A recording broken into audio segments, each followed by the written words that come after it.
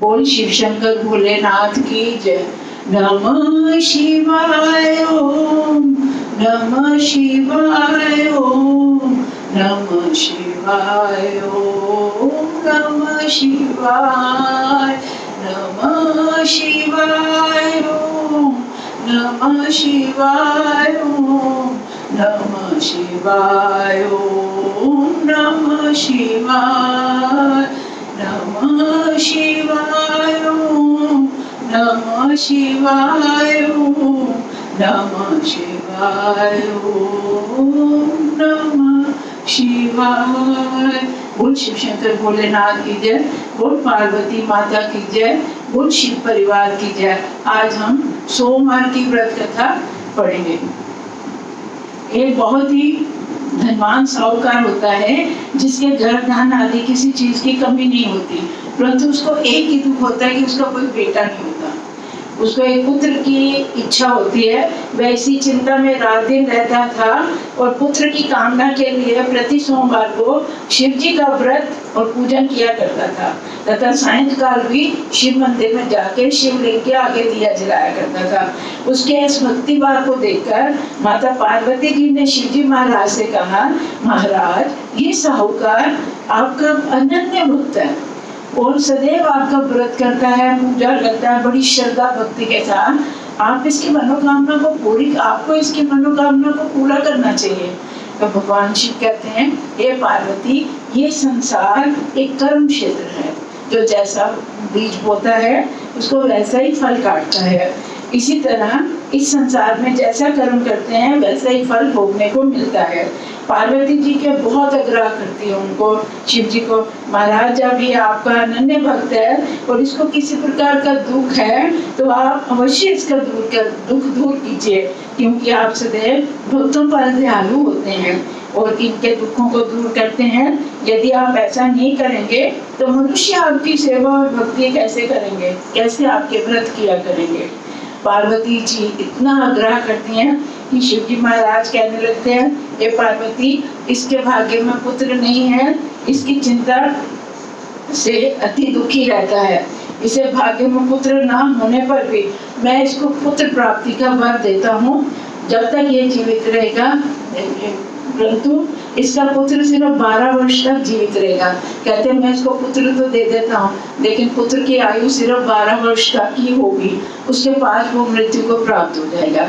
इससे अधिक मैं इसके लिए और कुछ नहीं कर सकता। ये सब बातें साहूकार सुन रहा होता है। माता पार्वती और शिव जी के बीच में जो वार्तालाप होता है वो सुन रहे होता है साहूकार सुन लेता है। इससे उसको ना कुछ प्रसन्नता होती है ना दुख होता है। वह पहले जैसा ही शिव जी महाराज का पूजन और व्रत करता रहता है। कुछ काल व्यतीत हो जाने पर साहूकार की स्त्री गर्भवती हुई और 10वें महीने में उसके यहाँ पुत्र ने जन्म लिया। साहूकार के घर बहुत खुशियां मनाई गई, परंतु साहूकार ये जानता था कि इस बच्चे की उम्र सिर्फ 12 वर्ष है, तो उसको ना कोई खुशी हुई ना ज्यादा गम। उसने इतनी कोई खुशी जताई नहीं, ना ही ये भेद किसी को बताया। जब वह बालक 11 वर्ष का हो गया तो उन दोनों तो बाल विवाह होता था, तो उसकी पत्नी कहती है इसके विवाह करने की इच्छा बताती है, तो पिता कहता है नहीं मैं इसका विवाह नहीं करूँगा। वो अपने साले बालक के मामा को बुलाता है, उसको बहुत सा ध्यान देता है, कहता तो अपने भांजे को लेके जा, जगह जगह जाओ, यात्रा करो, जहाँ भी ठहरो वहाँ यज्ञ करते हुए जाओ, पर उसका विवाह नहीं करता और पुत्र को मामे के साथ यात्रा के लिए भेज देता है कि तुम खूब यज्ञ करो हर तीर्थ स्थान में जाके। वे दोनों मामा भांजे यज्ञ करते और ब्राह्मणों को भोजन कराते जा रहे थे। हर जगह जहाँ भी वो रुकते वो ब्राह्मणों को भोजन कराते, यज्ञ करते। रास्ते में एक शहर पड़ा। अब रास्ते में जो एक शहर आता है वहाँ एक राजा अपने लड़के की शादी करने के लिए बारात लेके आया होता है, लेकिन उसका जो राजकुमार होता है वो एक आंख से काना होता है, तो उसकी एक ही आंख होती है। तो वर के पिता को बड़ी चिंता होती है कि पता नहीं जो दुल्हन के माँ बाप है राजा रानी इसकी एक आंख होने के कारण कहीं शादी करने से इनकार नहीं करते हैं। तो वो जब वो इस साहूकार के लड़के को देखता है कि बहुत सुंदर है तो वो उसको मामा को बोलता है उसके, ऐसा नहीं हो सकता कि आप वर्क की जगह अपने भांजे को दरवाजे तक हमारा शादी का काम करवा दें ताकि सब लोग देख रहे हैं कि दूल्हा कितना सुंदर है और किसी तरह की कोई अड़चन नहीं आए, तो उसके लिए मैं आपको बहुत सारा धन दे दूंगा। तो वो मामा मान जाता है, कहता है कि उसका काम चल रहा है, फिर उनको पैसा भी मिल रहा होता है। अब वो मामा उस भांजे को दूल्हा बना के बारात चलती है दरवाजे तक, सब जयमाला, दरवाजे मिलने जितने भी रीति रिवाज होते हैं दरवाजे तक सारे काम ठीक ठाक हो जाते हैं। दोनों तरफ के वर वधू, दोनों तरफ की तरफ के लोग बड़े खुश होते हैं, किसी तरह की कोई अड़चन नहीं आती उसमें। अब वो राजा सोचता है कि अगर मैं लावा फेरे का और शादी के फेरों का और बाकी काम भी, शादी का कन्यादान का भी इसी से करवा लूँ तो क्या फर्क पड़ेगा, मैं तो बारात लेके वापस चला जाऊंगा, वहां जाके देखेंगे क्या होता है। अब ये कहता है, मामा को बुलाता है, कहता है अभी तक तो आपका बहुत धन्यवाद, आपने सारा काम करवा दिया। अब ऐसा है, अगर हमारा कन्यादान का और लावा फेरे का भी काम करवा देते हैं तो मैं आपको और भी बहुत सा धन दूंगा, वो भी काम आप अपने भांजे से करवा लो। तो मामा जो है वो मान जाता है, कहते तो कोई बात नहीं, करा देंगे। अब अच्छी तरह से शादी हो जाती है साहूकार के बेटे की उस राजकुमारी के साथ, क्योंकि जो राजकुमार शादी करने आता है वो एक काम से खाना होता है। अब जब शादी हो जाती है तो वो लड़का जाने लगता है तो राजकुमारी की चुनरी पर लिख देता है कि तेरी शादी मेरे साथ हुई है, पर जिसके साथ तेरे को विदा करेंगे वो एक आंख से काना है, मैं तो काशी जा रहा हूँ और यज्ञ करने के लिए, और मैं उसके साथ आपकी विदाई होगी। अब राजकुमारी भी पढ़ी लिखी होती है, वो जब पढ़ लेती है कि ऐसा था मेरी तो इसके साथ, जिसके साथ विदा करने शादी नहीं हुई, तो वो मना कर देती है, कहती ये मेरा पति नहीं है, मेरी इसके साथ शादी नहीं हुई, जिसके साथ मेरी शादी हुई है वो तो काशी पढ़ने चला गया, बारात वापस चले जाते बिना दुल्हन लिए हुए।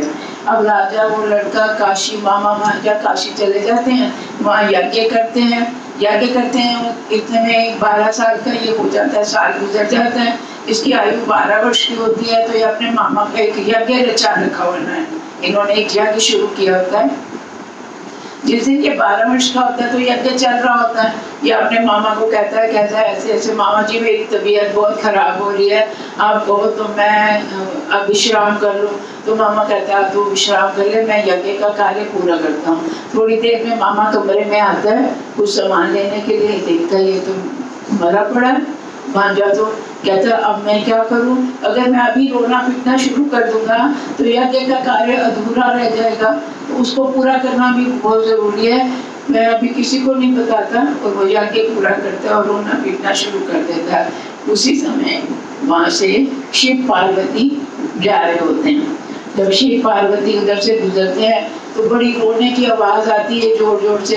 तो पार्वती कहती है महाराज वो बहुत दुखिया, बड़ी तेज रो रहा है, और देखिए कौन है ये महाराज, कोई दुखिया है, कष्ट को दूर की, इसके कष्ट को दूर कीजिए। शिव पार्वती जब पास जाते हैं देखते हैं कि एक लड़का मुर्दा पड़ा हुआ है।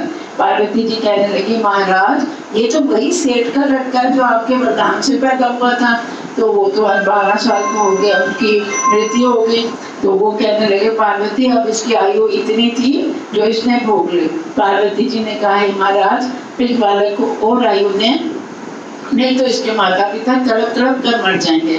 पार्वती जी के बार बार कहने पर शिव जी ने उसको वरदान दिया और शिव जी महाराज की कृपा से लड़का जीवित हो गया। शिव पार्वती के लाश चले गए। तब वे लड़का और मामा उसी प्रकार यज्ञ करते ब्राह्मणों को भोजन कराते हुए अपने घर की ओर चले। रास्ते में वही शहर आया जहाँ उसका विवाह हुआ था।